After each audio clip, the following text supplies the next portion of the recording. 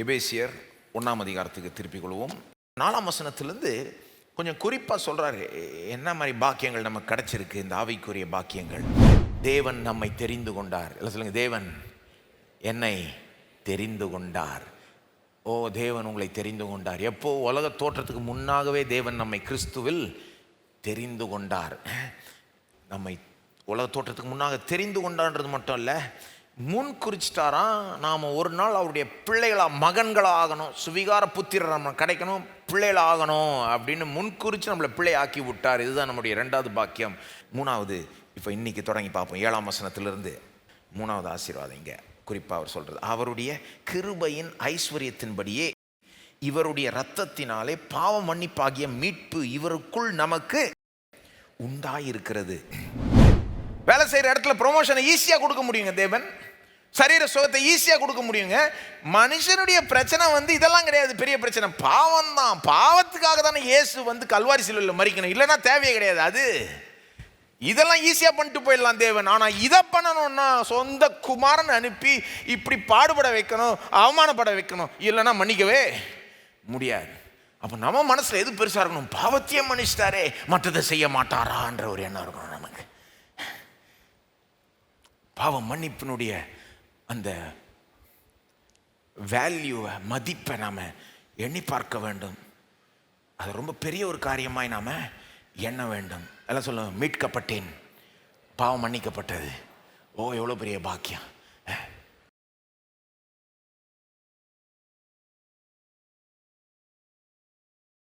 இப்போ இதுதான் 3வது, அந்த 7ஆம் வசனத்திலிருந்து பார்த்தோம். இப்போ 8லிருந்து 10 பார்ப்போம். அந்த கிருபையை அவர் சகல ஞானத்தோடும் புத்தியோடும் எங்களிடத்தில் பெருக பண்ணினார்.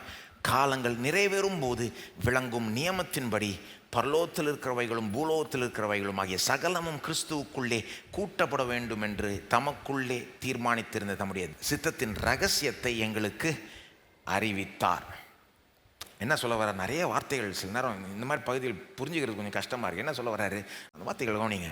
அந்த கிருபையை, அதாவது கிருபையின் ஐஸ்வர்யத்தினால தான் பாவம் மன்னிப்பாகிய மீட்பை கொடுத்தார். அந்த கிருபையை சகல ஞானத்தோடும் புத்தியோடும் பெருக பண்ணியிருக்கிறார் எங்களிடத்தில். சொல்லுங்க, ஞானத்தோடும் புத்தியோடும். அப்புறம் அந்த 10ஆம் வசனம் முடிகிறத பாருங்க. தம்முடைய தயவுள்ள சித்தத்தின் ரகசியத்தை எங்களுக்கு அறிவித்தார். சொல்லுங்க, அறிவித்தார். ஞானம், புத்தி, சித்தத்தை அறிவிக்கிறது. என்ன சொல்ல வர்றார் பவுல்? என்ன சொல்ல வர்றாருன்னா, நமக்கு பாவ மன்னிப்பு கிடைக்கும்படி, மீட்பு கிடைக்கும்படி இவ்வளோ பெரிய கிரயத்தை, ரத்தத்தையே சிந்தி இவ்வளோ பெரிய காரியத்தை கிருபையின் ஐஸ்வர்யத்தினால் செஞ்சார்ன்றது மட்டும் இல்லை, செஞ்சதை நம்மகிட்ட தயவாக சொல்றாரு. செஞ்சார்ன்றது மட்டும் இல்லை, சொல்றாரு, அறிவித்தார். அதுதான் சொல்ல வர்றாரு. செஞ்சாடுறது மட்டும் இல்லை, சகல ஞானத்தோடும் புத்தியோடும் எங்களிடத்தில் பெருக பண்ணுறாருன்னா, செஞ்சதை சொல்கிறாரு. செஞ்சதை சொன்னதுனால தான் நம்ம பயனடைஞ்சோம், இல்லைன்னா ஒருத்தர் கூட மன்னிக்கப்பட்டிருக்க மாட்டோம், மீட்பை பெற்றிருக்க மாட்டோம். கொஞ்சம் யோசித்து பாருங்கள். இயேசு கல்வாரி சிலுவையில் மரித்து உயிரோடு எழும்பி பரமேறி எல்லாம் நடந்து, ஆனால் பைபிள் இல்லைன்னா என்ன பண்ணியிருப்பீங்க? சும்மா கற்பனை செஞ்சு பாருங்கள். பைபிளே இல்லைன்னு வச்சுக்கோங்க, என்னத்தை பேசுறது நம்ம? இப்போ கொஞ்சம் யோசித்து பாருங்கள். பைபிளே இல்லைன்னா, இயேசு வாழ்ந்து சிலுவையில் மரித்து உயிரோட எழும்பியிருந்தால் கூட, இதெல்லாம் நடந்திருந்தால் கூட, பைபிள் இல்லைன்னா இயேசுவை பற்றி நம்ம அறிஞ்சிக்கவே முடியாது. இயேசுவை பற்றி உண்மையை அறிஞ்சிக்கவே முடியாது. அவர் சிலுவையில் எப்படி மரிச்சார்ன்றது தெரியாது, ஏன் மரிச்சார்னு தெரியாது, நம்ம பாவத்துக்காக மரிச்சார், இதன் மூலமாக நம்ம எப்படி பயனடையலாம், எப்படி நம்ம விசுவாசித்து பெற்றுக்கொள்ளலாம், எப்படி வாழ்க்கையில் முன்னே, ஒன்றுமே இது எல்லாமே இதுலேருந்து தானே தெரியுது. இந்த வசனத்துக்கு போங்க, அந்த வசனத்துக்கு போங்கன்றோம். அப்போ பாருங்க, அவருடைய கிருபை எப்படி எப்படி விளங்கி இருக்கு பாருங்க. குமாரனை அனுப்பி நமக்காக சிலுவையில் மரிக்க செய்தது மட்டும் இல்லாமல், நமக்கு அதுக்கு ஏற்ற வசனங்களையும் ஞானத்தையும் புத்தியும் அவர் கொடுத்தார். செஞ்சதை சொல்லியிருக்கிறார் வசனத்தில், இங்கே ரெக்கார்ட் பண்ணி வச்சுட்டு, இந்த பைபிள் எப்படி உண்டாச்சுன்னு போய் அதனுடைய சரித்திரத்தை பார்த்தீங்கன்னாலே அசந்துருவீங்க நீங்கள். அதை நான் போய் வாசிக்கிறப்போ எனக்கு ரொம்ப ஆச்சரியமாக இருந்தது. எப்படி ஒவ்வொரு எழுத்தாளரையும் ஏவி எழுத வச்சார் தேவன். அப்புறம் எழுதின அந்த தோல் சுருள்களை எப்படி காத்தாரு. எவ்வளோ பேர் அதை அழிக்க பார்த்தாங்க. கிறிஸ்தவத்துக்கு எதிர்த்து வந்த இந்த ரோம பேரரசர்கள்லாம் அந்த தோல் சுருளை ஏறி அப்படின்னா, பைபிள் காப்பியெல்லாம் ஏறினா ஒன்றும் முடியல. ஆனால் தேவன் காத்தார். இந்த வார்த்தைகளை தேவன் காத்து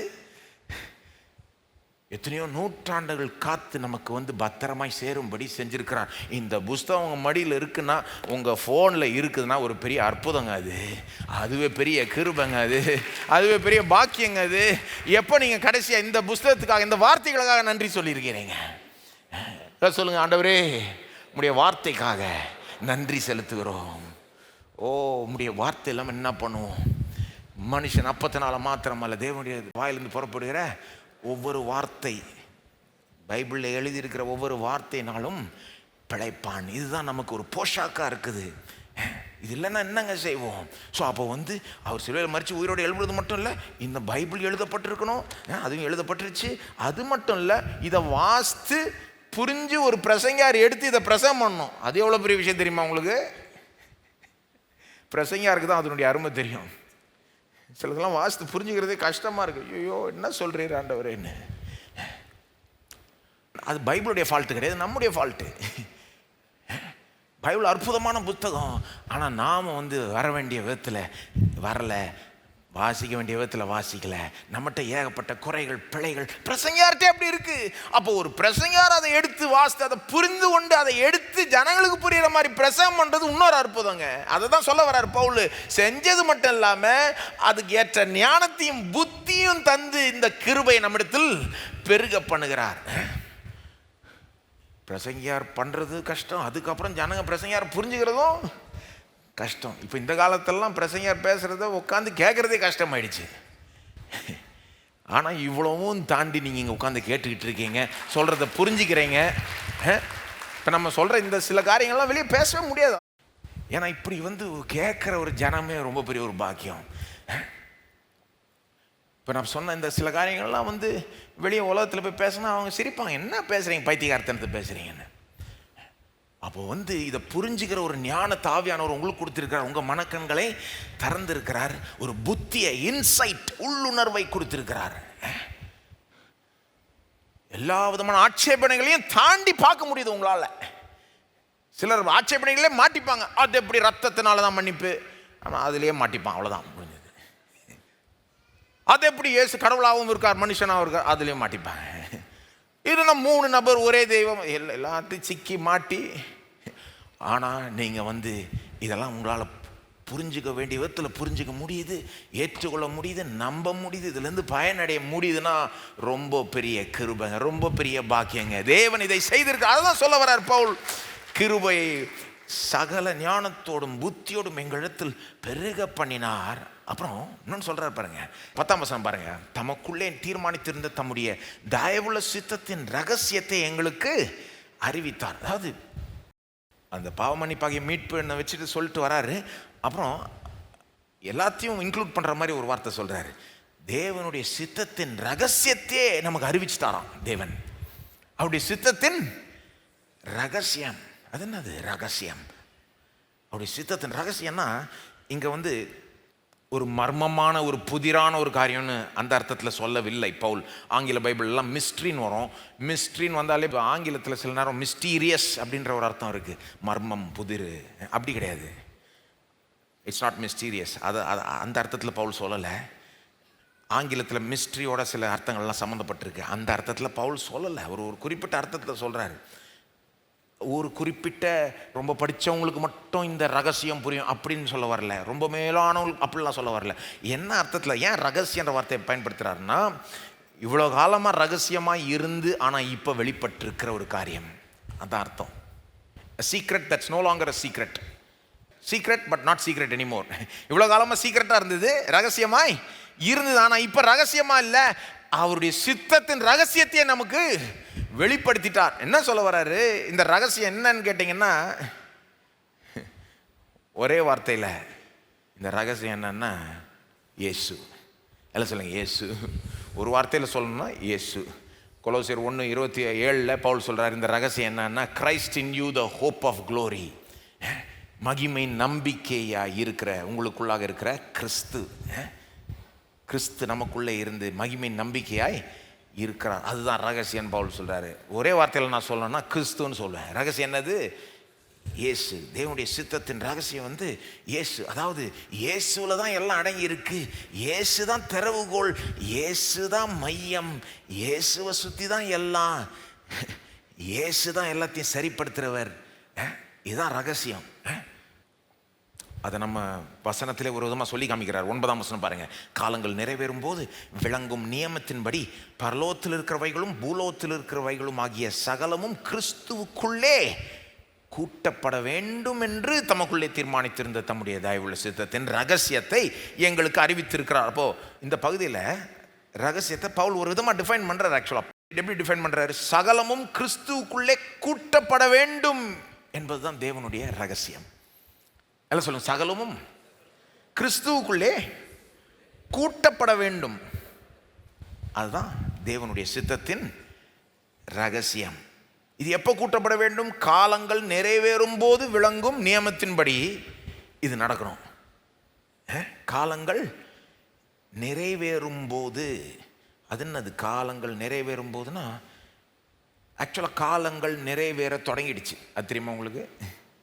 காலத்தினுடைய நிறைவேறுதல் அல்லது நிறைவேறுதல் காலம் தொடங்கிடுச்சு, அப்படி சொல்லலாமா? இயேசு சொல்றாரு, காலம் நிறைவேறிற்று, தேவனுடைய ராஜ்யம் சமீபமாயிற்று சொல்றாருல, மார்க் 1:15. அல்லது பவுல் சொல்றாரு, காலம் நிறைவேறின போது குமாரனை தேவன் இந்த பூமியில் அனுப்பினார். அப்போ காலம் நிறைவேறுதல்ன்றது வந்து, அதாவது பழைய ஏற்பாட்டு காலம் வந்து வாக்கு தத்துவத்தின் காலம்னு எடுத்துக்கலாம். நீங்கள் புதிய ஏற்பாட்டு காலத்தை நிறைவேறுதலின் காலம்னு எடுத்துக்கலாம். இயேசு என்னைக்கு இந்த பூமிக்குள்ளே வந்தாரோ நிறைவேறுதல் தொடங்கிடுச்சு, முடியல. ஆனால் இது தொடர்ந்து போயிட்டே இருக்கும். இயேசு திரும்ப வரும்போது நிறைவடையும். இப்போ நிறைவேறுதலின் காலத்தில் தான் நாம் வாழ்ந்துக்கிட்டு இருக்கோம். இந்த காலத்தில் என்ன நடக்கணுமா? சகலமும் கிறிஸ்துவுக்குள்ளே கூட்டப்பட வேண்டும். கூட்டப்பட வேண்டும், அருமையான வார்த்தை.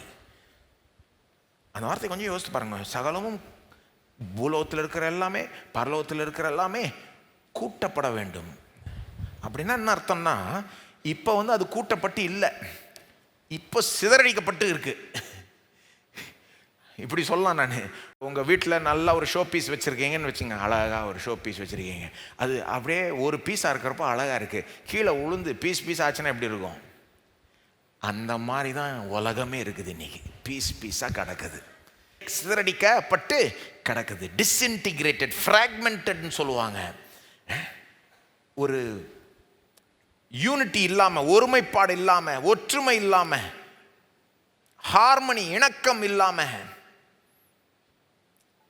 பிரிவு, இப்படிப்பட்ட ஒரு உலகம் ஆயிடுச்சு இல்லையா? எல்லாமே பீஸ் பீஸாக கிடக்கிற ஒரு உலகம் மாதிரி இருக்கு. ஒன்றும் இல்லை, மனுஷனுக்குள்ளேயே மனுஷனே பீஸ் பீஸாக கிடக்கிறான்.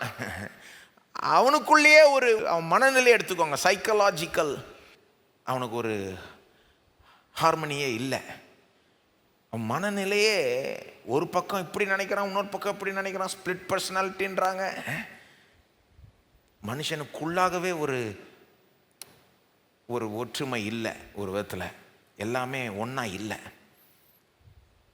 ஹார்மனின்னு சொல்லுவாங்க. ஹார்மனின்னா தெரியுமா? ஒரு கொயர் பாடுறப்போ ஒருத்தவங்க டியூனை பாடுறாங்க, இன்னொரு ஆள் வந்து இன்னொரு டியூனை பாடுறாங்க, ஆனால் ரெண்டுமே ஒத்து போகும்.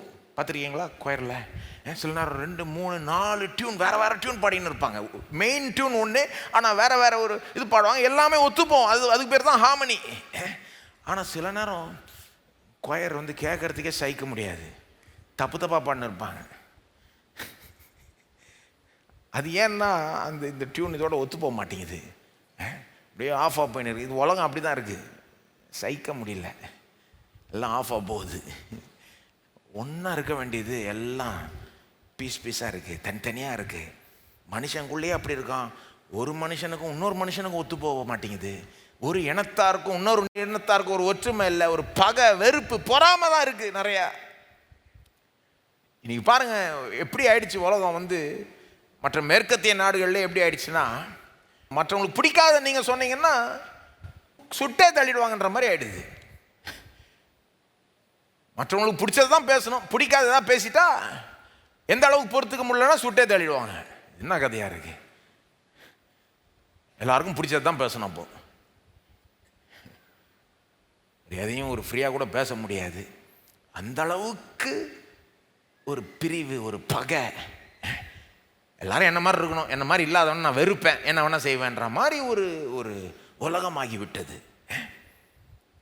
மனுஷனுக்கும் மனுஷனுக்கும் ஒரு ஒற்றுமை இல்லை, மனுஷனுக்குள்ளாக ஒற்றுமை இல்லை, மனுஷனுக்கும் சிருஷ்டிப்புக்கும் ஒரு சமாதானம் இல்லை.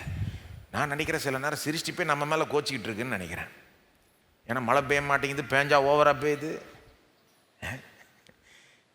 கோச்சிக்கிட்டு இருக்கிறது கரெக்டு தானே, நம்ம தானே இந்த சிருஷ்டிப்பை வீழ்ச்சிக்குள்ளாக்கணும்.